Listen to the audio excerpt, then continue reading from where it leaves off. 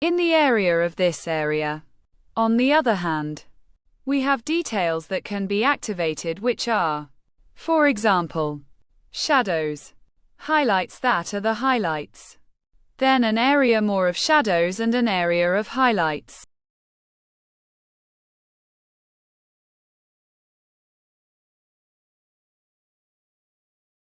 When I go from style to detail, even if I have not activated these elements, on this type of hair I will be able to decide if the hair is more matte or if the hair is very, very shiny.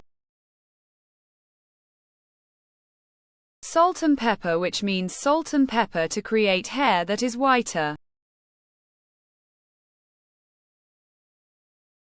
So not completely colored hair. In this case we have lightness, which makes our hair become more or less white. Therefore more or less shiny. So this is a completely white hair because the years have passed. And if I obviously don't want them, I'll take them away. This is on the base color of my hair.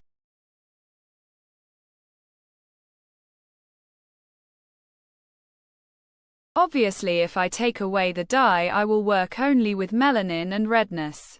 So I go back to the previous style, which was this one we see here too. This color is clearly the basic color of the hair. We see it both in style and in detail.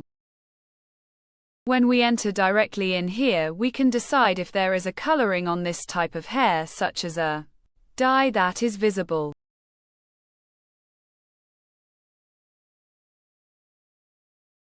For example, if I do a green coloring in this case, then I activate shadows there.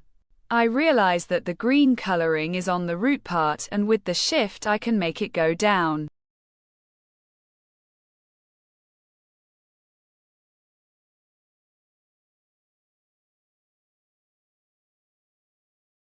In this case we have 2 degrees of control of my tint. The tint is going down, obviously the more I go on and the more the tint goes down. She has not made it this far to the locks, but she obviously has the opportunity to take this type of color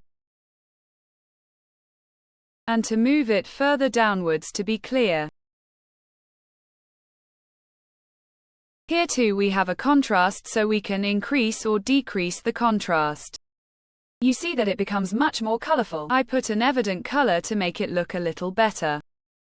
And we have an intensity. Which is the intensity of this color? Which is this in the part below?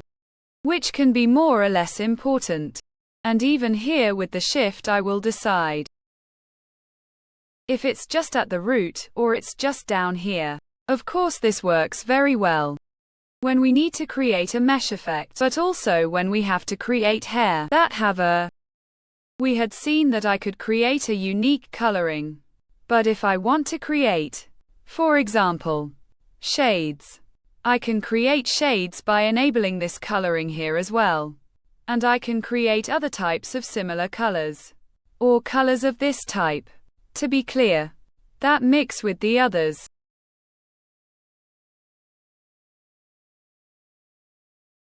Since we can get only one color instead and go for example in the presets and say I want this, these neutral tipped.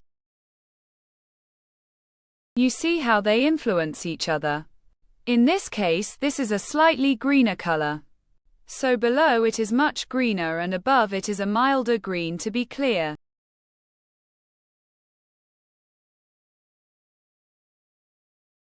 Vibrant. Here the game is always the same, as they then influence each other and colors. It's not that it's practically 100% red, but it mixes with red and green. So there's a mix, because we have included precisely this type of shift. Up to the more classic ones, which are the natural, neutral. Here, for example, we make him become very, very strong.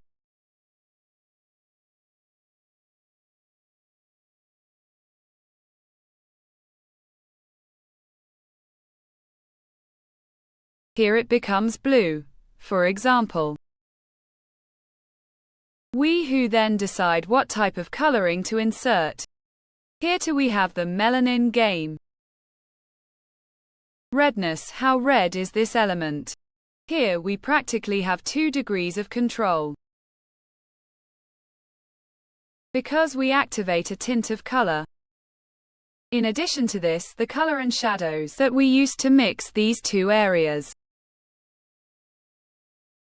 We have highlights that are the highlights. These highlights, here they are. Highlight works as a color in the same way. Neutral. Depth. We also have highlights that can be colored, but we obviously keep it on a brighter color. Blending. It's a mix.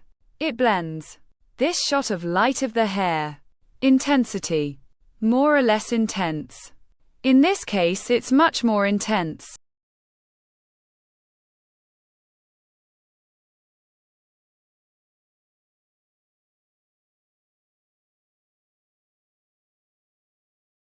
Then we have the variation. A variation that can change the appearance of the hair, which is called bold, blended, traditional and thin, tiny, therefore much smaller, the smallest hair.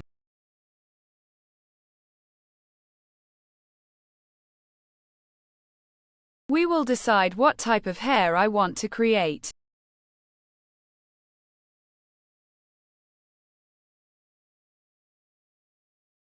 Obviously, this hair coloring is also related a little to style.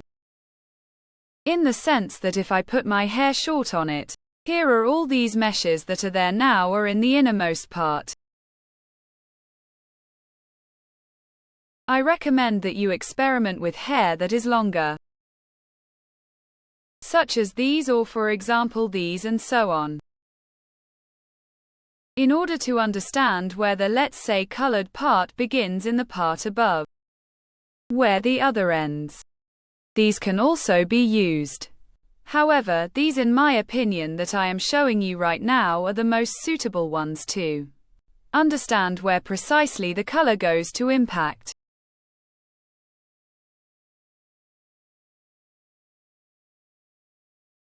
In detail. Even here we always have the possibility to increase and decrease the contrast. Then once we have chosen, we will decide whether to actually stay on this type of tint or whether to create a mesh game, for example with colors that are perhaps a little darker above and a little lighter below, as I am doing right now.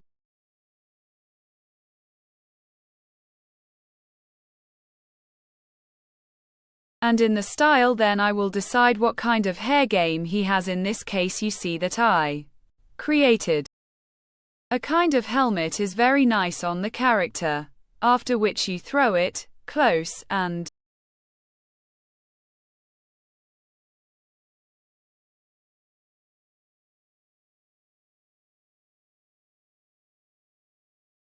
look how it works. This is a very shiny hat. Let's go to my Metahuman. This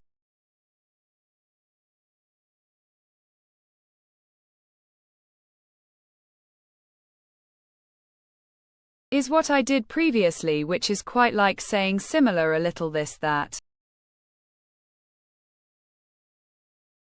I did before was less contrasted here where there are shadows. This instead is always the same.